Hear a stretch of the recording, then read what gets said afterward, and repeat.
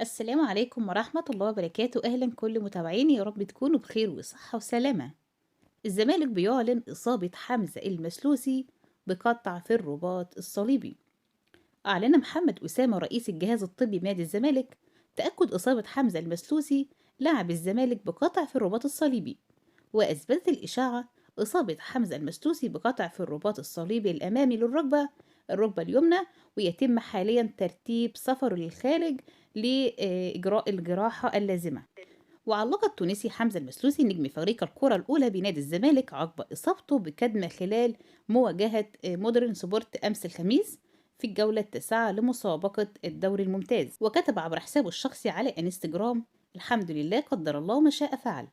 حيث تشير الفحوصات الأولية التي خضع لها اللاعب بتعرضه لإصابة في الرباط الصليبي على أن يخضع لإشعة اليوم من أجل تحديد مدى الإصابة وحجمها بشكل دقيق. ربنا يشفيه ويعافيه رب العالمين ويكمل شفائه على خير. أطلب من حضراتكم الدعاء له بالشفاء العاجل.